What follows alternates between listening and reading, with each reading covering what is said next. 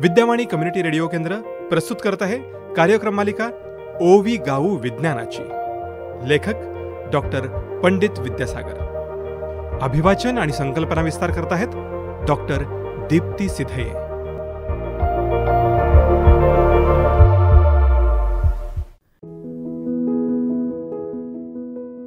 नमस्कार. ओवी गाऊ विज्ञानाची या मालिकेत आज आपण विज्ञानाचा इतिहास ओवी स्वरूपातून जाणून घेणार आहोत.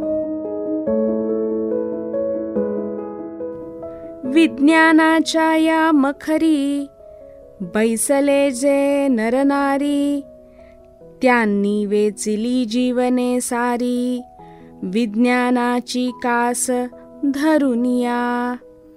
विज्ञानाचा विकास त्यांचे पायी असे झाला खास, काही पावले मान्यतेस कैक झिजले मान्यते विना. काहींनी सोशिला दुस्वास, काही भोगिती कारावास, झिजविती आपुल्या देहास, काहींच मिळाला देहदंड. परी सोडिला नाही ध्यास, विज्ञानाची धरिली कास, त्याची फळे मिळती आज, म्हणून ते वंदनीय. आद्य विज्ञानाची पहाट, 4 शतकांची ही वाट, पडली ही वहिवाट शास्त्रज्ञा कारणे. आता या ओवीचा अर्थ समजून घेऊया. विज्ञान संशोधनामध्ये अनेक महान शास्त्रज्ञांनी आपले योगदान दिले आहे. आज त्यांना पूजनीय मानले जात असले तरी त्यांनी संशोधनासाठी आपले संपूर्ण जीवन व्यतीत केले हे विसरून चालणार नाही. यामध्ये अनेकांना मान्यता मिळाली असली तरी अनेक जण आपले शरीर झिजवूनही मान्यता पाहू शकले नाहीत. संशोधकांना कित्येक वेळा प्रचलित सामाजिक धारणांच्या विरुद्ध जाऊन कार्य करावे लागते. त्यामुळे प्रस्थापित धारणांना धक्का बसून अनेक जण दुखावले जातात. असे दुखावलेले लोक संशोधकांचा दुस्वास करतात. परंतु बहुतेक वेळा ही परिस्थिती एवढ्यावरच थांबत नाही. त्यासाठी अनेक शास्त्रज्ञांना कारावास भोगावा लागला. विशेषतः युरोपमध्ये चर्चचे वर्चस्व असल्यामुळे शास्त्रज्ञांना अनेक हाल अपेष्टांना तोंड द्यावे लागले. काही शास्त्रज्ञांना तर देहदंडही सोसावा लागला. तरीही त्यांनी संशोधनाची कास सोडली नाही.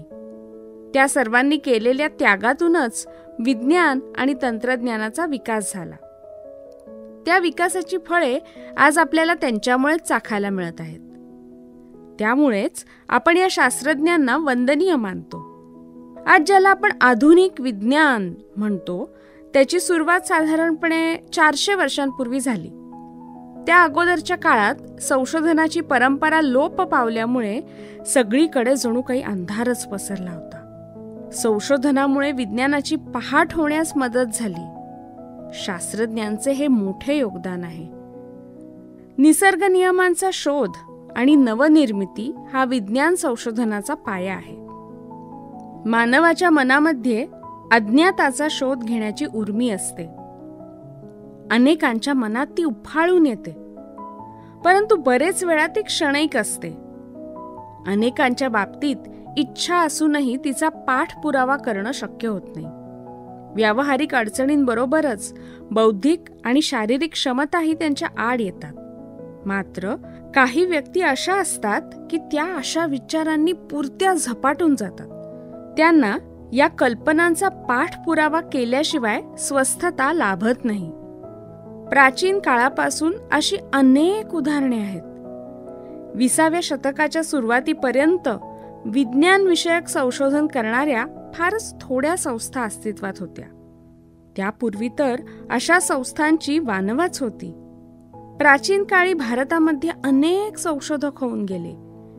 त्यातील काहींना राजाश्रय लाभला तर काहींना आर्थिक पाठबळ असल्यामुळे ते संशोधनाला वेळ देऊ शकले. मात्र अनेकांना कठीण परिस्थितीला तोंड द्यावे लागले.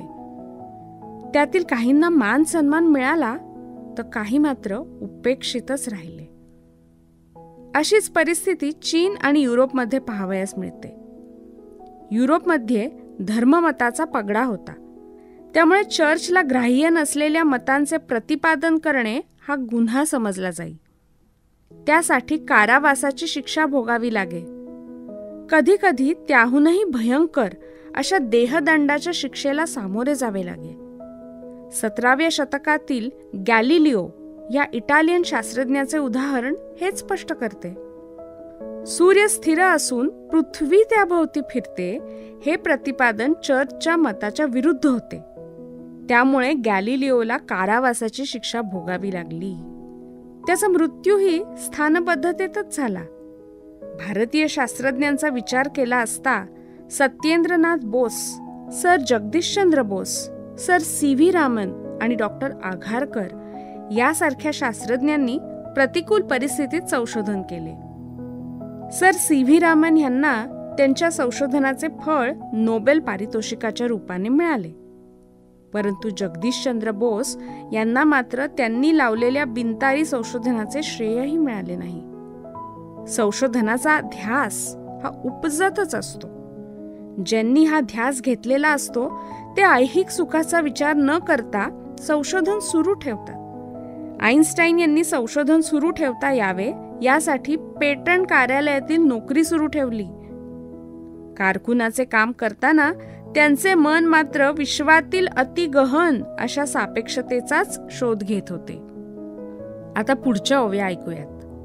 भारत देशाचा इतिहास, 5 सहस्त्रकाची परंपरा त्यास, संस्कृतीशास्त्राचा विकास या देशी झाला बहु. त्या माझी विज्ञान परंपरा, रुजली होती निसर्ग विज्ञानाची धारा. त्या आधारे आपुला तोरा, काही जण मिरविती. परी असे यात मतभिन्नता, म्हणती पोकळ बढाईची वार्ता. अंगी नसता योग्यता, ऊर बडवीत फिरताती. त्यासी प्रत्युत्तर देती, काय सांगावी विज्ञान महती. सर्व विज्ञानाची उत्पत्ती, याच देशी झाली असे. विज्ञान तंत्रज्ञानाच्या संकल्पना, आम्हीच शोधिल्या त्याच्या खुणा. वेद उपनिषदांच्या स्थाना, डावलणे अशक्य. विज्ञानाची नवनिर्मिती, वाजे डंका सभोवती. परी त्या संकल्पनेची रीती, ऋषीमुनींनी ती शोधिली. असा मतांचा लंबक, अतिटोकाचा विकल्प. बुद्ध म्हणे दृष्टी सम्यक, मनुष्य मात्रे ठेवावी. सर्व होते असे नाही, काही नव्हते हेही नाही. ज्याचे प्रमाण मूर्त राही, ते निशंक स्वीकारावे. आता ऐकूया याविषयीची थोडी माहिती. भारतीय संस्कृती ही प्राचीन आहे, यामध्ये शंका नाही. या संस्कृतीला 5000 वर्षांचा इतिहास आहे असे मानले जाते. संस्कृती आणि विज्ञान या दोन्हींचाही विकास भारतामध्ये झालेला दिसून येतो. एकेकाळी भारतामध्ये विज्ञान संशोधन अनेक क्षेत्रांमध्ये आघाडीवर होते. वैद्यकी, रसायन, धातुशास्त्र यामध्ये केलेल्या प्रगत संशोधनाचे पुरावे आजही उपलब्ध आहेत. मध्यंतरीच्या कालखंडात ही परंपरा नष्ट झाली. मोगलांचे आक्रमण आणि त्यानंतर इंग्रजांचे राज्य तसेच कर्मकांडांचे प्राबल्य यामुळे समाजातील अनेक चांगल्या परंपरा नष्ट झाल्या. अलीकडच्या काळामध्ये जशी विज्ञानाची भरभराट झाली तशीच भरभराट भारतात शिक्षणाच्या बाबतीत झाली. इंग्रजांचा विचार हा स्थानिक कौशल्य आणि परंपरा अपमानित आणि नष्ट करण्याकडे होता. भारतातील पिढी शिक्षित झाल्यामुळे त्यांना गतवैभवाची जाणीव झाली. ही चांगली गोष्ट असली तरी त्यातून प्रत्येक पाश्चिमात्य गोष्टीला विरोध करण्याची प्रवृत्ती पुढे आली. त्याच्याही पुढे जाऊन आधुनिक विज्ञानातील सर्वच गोष्टी आमच्याकडे होत्या अशा प्रकारची धारणा काही प्रमाणात निर्माण झाली. एकेकाळी भारतामध्ये विज्ञान आणि तंत्रज्ञान यामध्ये प्रगती झाली असली तरी मध्यंतरी त्यात निश्चितपणे खंड पडला होता. हे आपण ध्यानात घ्यायला हवं. शिवाय कल्पना आणि वास्तव यामध्ये फरक असतो हेही ध्यानात घेणं आवश्यक आहे. त्यामुळे प्राचीन धर्मग्रंथात सर्वच ज्ञान ठासून भरलेले आहे असे मानणे म्हणजे पोकळ बढाई मारण्यासारखे आहे. याउलट आमच्याकडे काहीच नव्हते असे मानणेही अज्ञानमूलक आहे. म्हणूनच असा टोकाचा विकल्प शोधणे योग्य होणार नाही.